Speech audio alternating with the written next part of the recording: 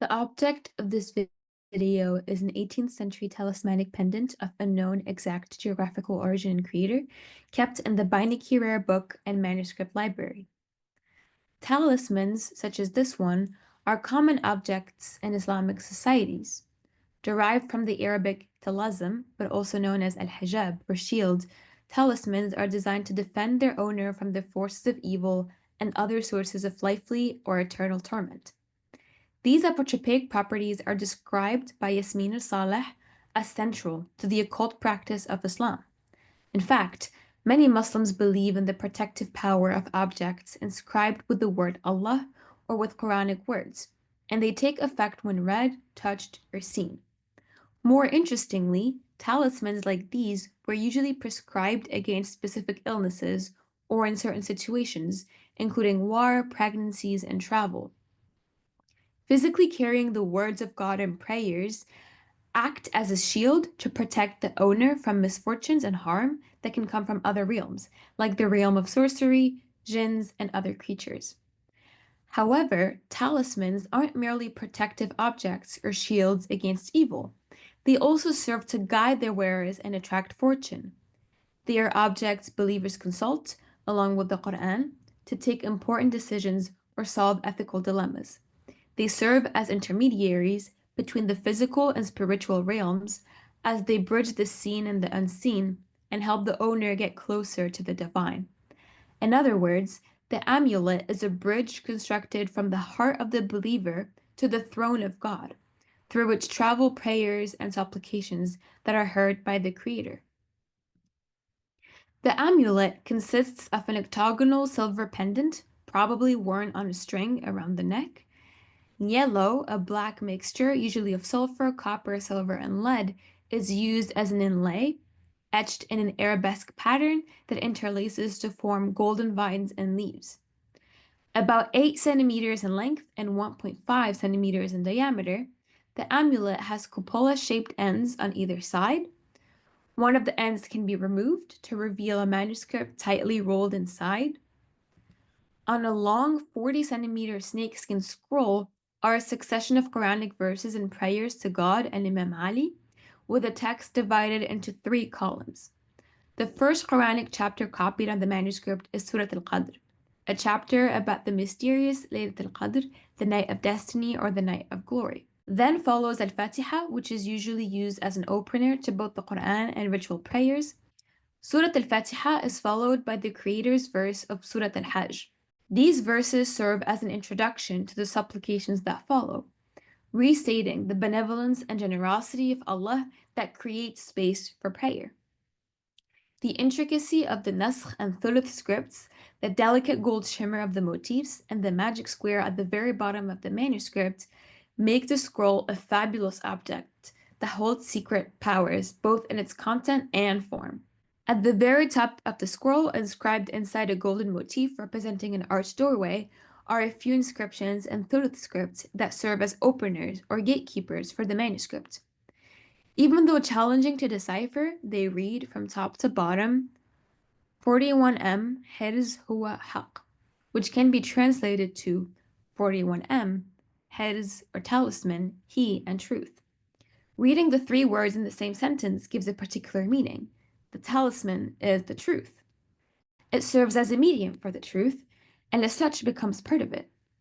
Similarly, the thuluth script that frames the scroll vertically is hardly legible, and only a few words are easy to recognize. Allahumma, Allah, Muhammad Rasulullah, which are typical phrases used in prayers and supplications.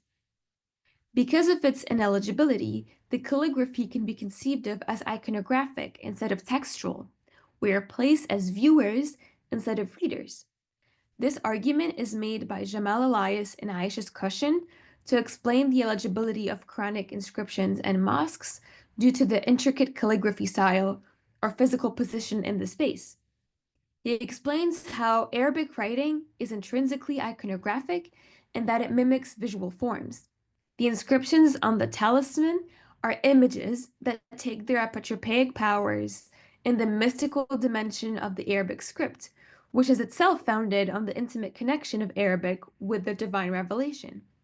The qalam, being the first of God's creation in the Islamic tradition, illustrates the high status of calligraphy. Moreover, the Quran and Hadith were written in Arabic before being spread across the world. God, as a force translated by the word, acts through his voice, and so through the very letters of the Arabic alphabet. Didn't God create the world by using two letters, kun, in its imperative form?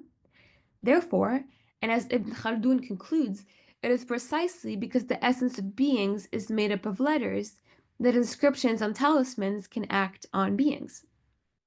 Furthermore, to attach to letters a more effective and mystical range of meaning, the Arabic alphabet is ciphered in numbers.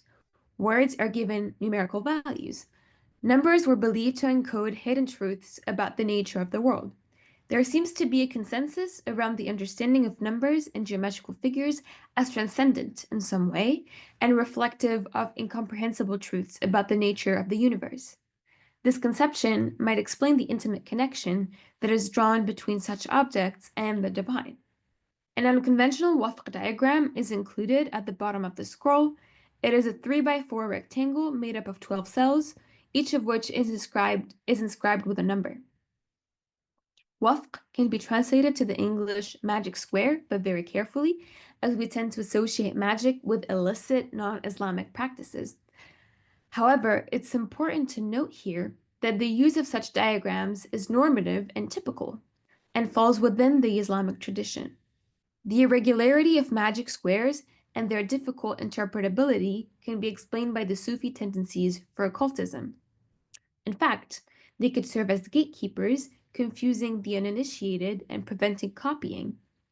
Additionally, they lead the viewer to acknowledge their ignorance and humbleness before God, which is thought to be essential to the practice of Islam. Whereas traditional wafq diagrams are squares that don't contain repeating numbers, this one is rectangular, and multiple numerals appear more than once. Additionally, the rows, columns, and diagonals don't add up to the same number, as is usually the case. One explanation could be that the diagram was created by someone who was not properly initiated to make this sort of talismans, and that was not aware of the conventions around the design of so-called magic squares. However, I find it somewhat unlikely given the intricacy, beauty, and probably high value of the object. Reading off the numbers and translating them to letters by following the tables included in George Ifra's Universal History of Numbers gives the following. Notice how the first and last columns are the same, and how despite the geometry, there is a sense of symmetry in the disposal of the numerals. Additionally, the repeating numerals are written in a slightly different style each time.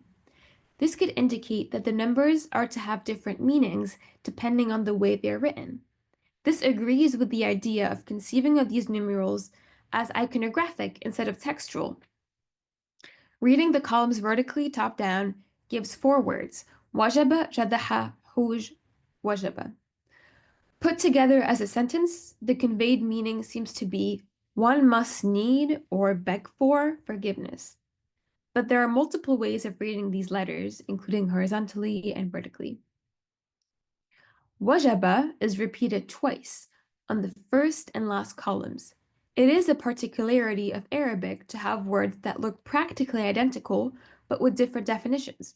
In this case, the word wajaba means both must and to respond or to answer. In other words, God's blessings and protection are responses to our need for supplications. This renders the talisman a physical supplication for divine grace and magnificence, for which a response is provided by Allah. In fact, talismans can be thought of as the physical embodiment of the practice of prayer. Contrasting with spoken prayer, which only lasts while the believer is reciting, a talisman lasts through moments. Wearing it is equivalent to being in a constant state of prayer and dua. Wearing the amulet can be thought of as a way of carrying the words of God with you, physically, which adds to the words that you carry in your heart and soul as a Muslim. This creates an interesting mirror effect between the spiritual and physical realms, where the talisman is the reflection of the believer's faith. Jadaha means to stir up or to mix. It is usually found in phrases like مجاديح السماء, which translates to the stirrers up of the sky, meaning the stars that were believed by the pagan Arabs to bring rain. Its association with forgiveness comes from a famous story about Omar ibn al-Khattab, the second caliph and companion and father-in-law of the Prophet. It is told that in a period of drought, he climbed up the pulpit to pray for rain, but only recited a prayer for forgiveness. When told by his people that he hadn't prayed for rain, he replied by لَقَدْ اسْتَقَيْتُ بِمَجَادِحِ السَّمَاءِ, meaning I have indeed prayed for rain by words which are stirrers up of the rain. The prayer for forgiveness is actually a prayer for rain. The talisman reverses the roles and makes a prayer for rain nothing less than a prayer for divine mercy. Houj means need, desire, or to beg. This echoes the incompleteness of the square, which needs its final row the same way humans need God to be complete. We can therefore interpret the imperfection of the rectangle as one that is completed by the perfect attributes of God. This amulet is inscribed in a long Islamic tradition and enlightens the use of the Arabic alphabet and numerals in Islamic mysticism. The intimate connection of this alphabet with Islam makes the Arabic language perfectly suited for practices of magic and occultism. Precisely because the Arabic letters are the source of everything, the essence of existence as they embody God's word, they gain apotropaic and guiding powers that transfer to the talisman they ornate. Moreover, their connection to numbers render them more mysterious. They capture something about the universe and the nature of things that escapes human knowledge and understanding. Then, calligraphy and diagrams, such as magic squares, become iconographic objects of contemplation through which we access the divine. The amulet becomes more than a shield and guide. It is now a direct gateway to the beloved.